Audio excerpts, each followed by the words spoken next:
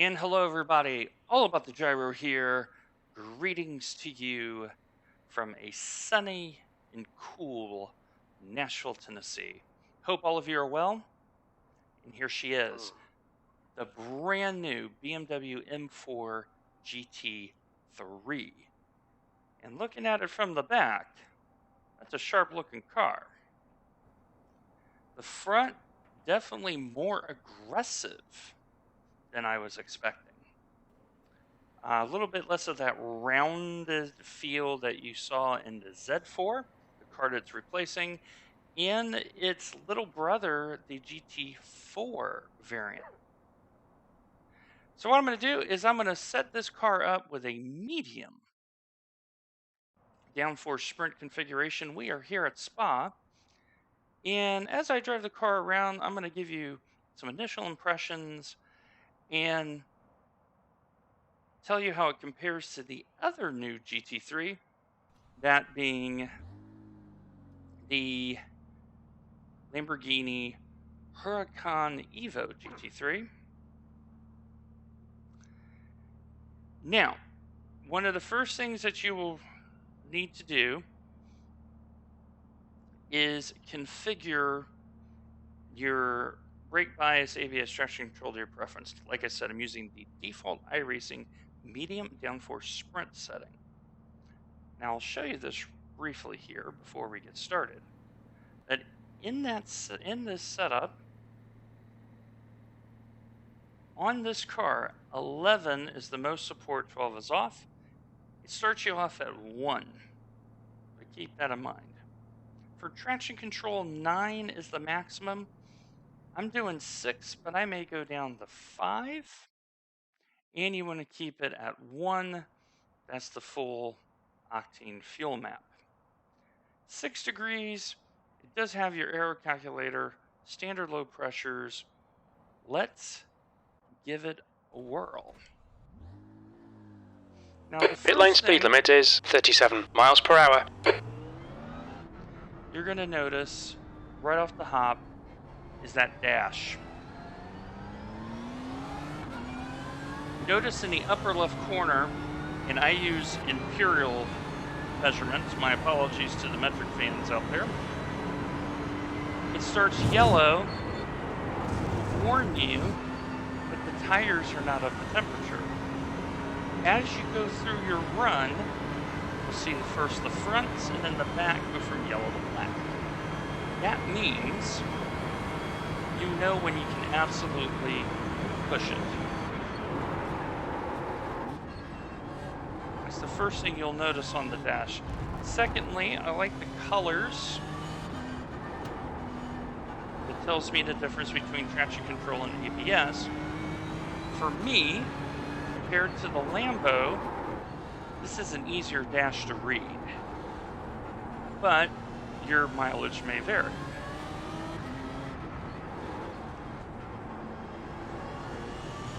That's the first thing that really comes to mind. You see your lap time, your gain loss, your brake balance.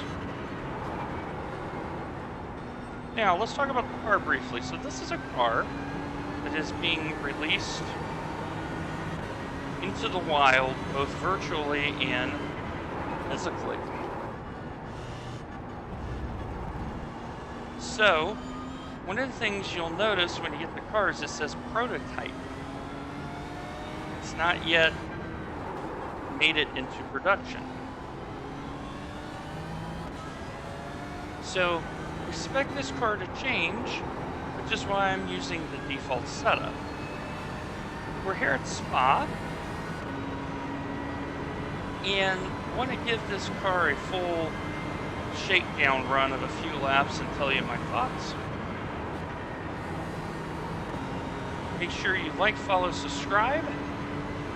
I have both this YouTube channel and my Twitch channel. Both of them are the same name, all about the gyro. So I'm going to do a non-commentary lap, tell you what I think afterwards.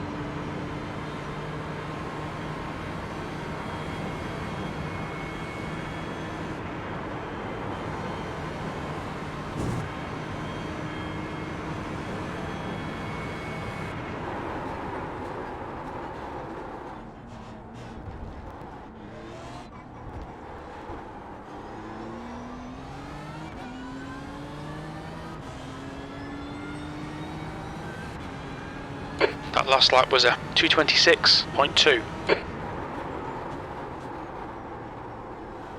Alright, so first impressions. The front end feel is excellent. It is markedly better than the Lamborghini.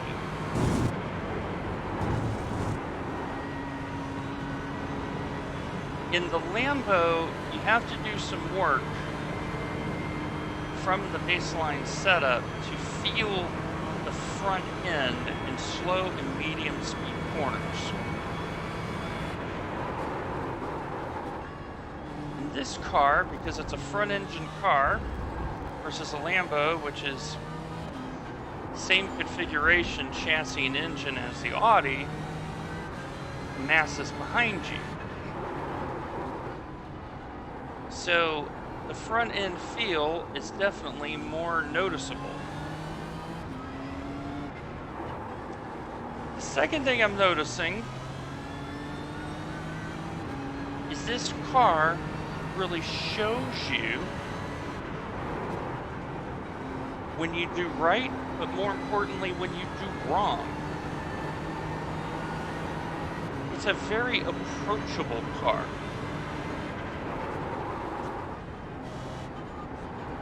The third thing that comes to mind is on this medium setup,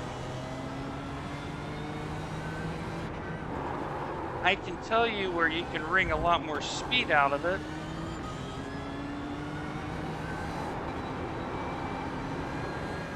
I tend to be more of a roll-in, roll-out kind of driver instead of jam the brakes and punch it coming out of the corners. And on my very simple G29 wheel, I feel like I can go faster. That's a good feeling to have when, you know, you're an average driver like myself. You're on baseline equipment and you're trying to make a determination, should I get this car or not? You've just done a 225.9.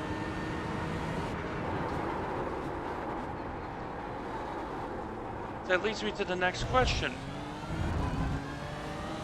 What would I choose between the Lamborghini and this car?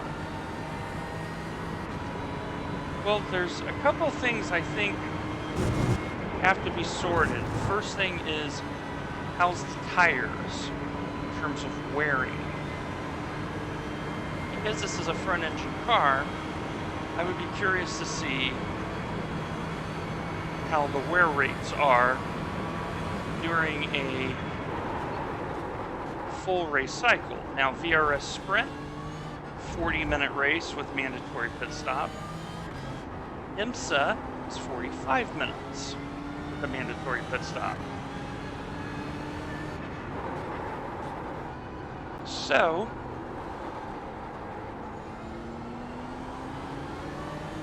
having driven both of those cars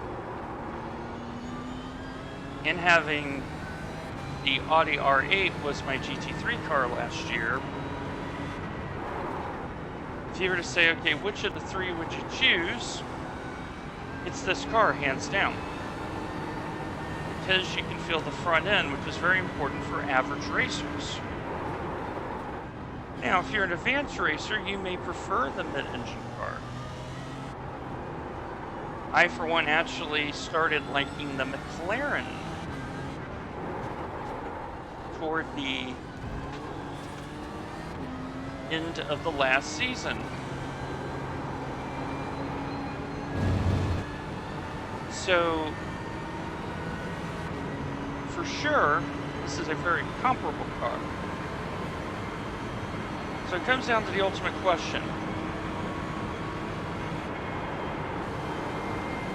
Which car do you race in IMSA in the GT3 category?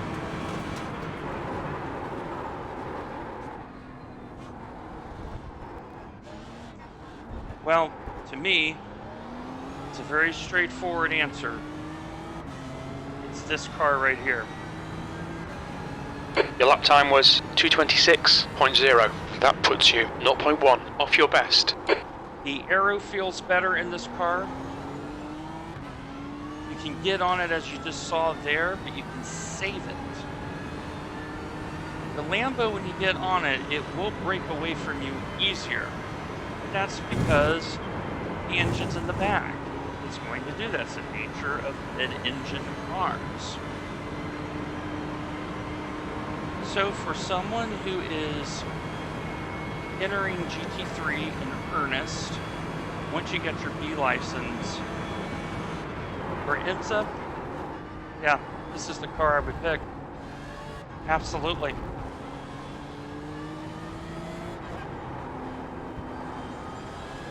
And once you've gained experience, then maybe consider the Lambo.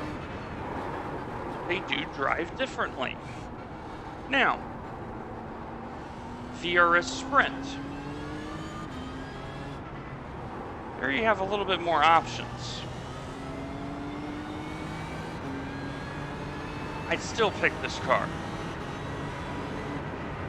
Because I'm noticing in the slow to medium corners, it is everything I always wanted the Mercedes to be. But it has the power of the Ferrari 488 GT3. It has very good brakes.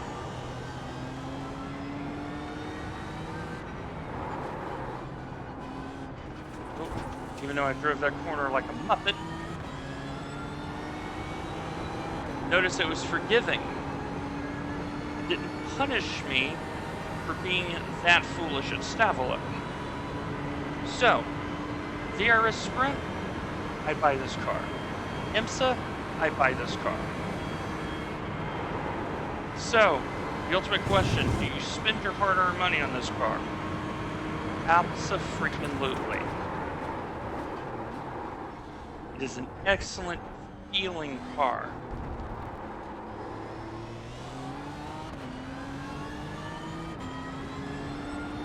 I know with more time and a customized That lap setup, time was 226.1. You're currently 0.1. Slower than your best. you can get a lot of speed out of this car. And I can tell where to get the speed out of the car. Notice on the medium setup, I can't get the 6th gear. The engine kinda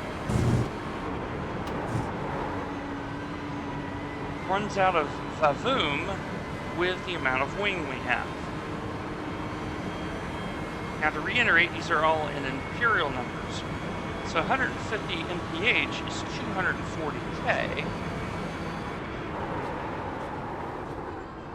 So 156 is 250 kph. And I wouldn't be surprised if the Lambo is faster in a straight line. Would not be surprised. The corner feel is so nice. This is what I always wanted the Mercedes to be and couldn't get. That's why I had to end up going to the Audi last season for IMSA. So yes, spend your money, get this car. I'm driving the medium downforce setup, very approachable. And I bet you, in the high downforce setup, not only will you get into 6th gear, you'll feel the rear end play a little bit more. Because in this, the rear end is very neutral. That means it's accessible for people that don't want to pay for a custom set. So iRacing, you've done the job with this car.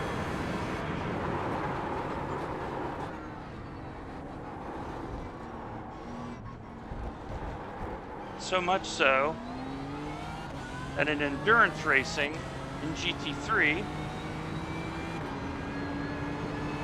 That lap was at 226.0. You're now 0.1 off your best. 24 hours of Spa is raced with GT3 cars in real life. This is a car I want to drive around here. So now,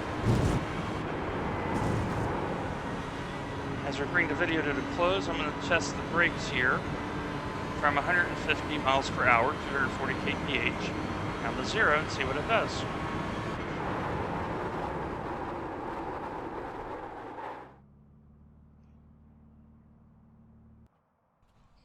That is very steady. Let's look at it in replay here. And then we'll give you final conclusions.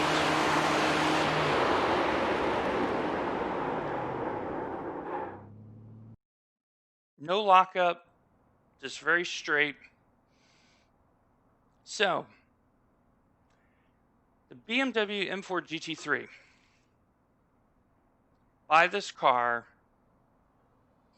Buy it now. You will love driving it.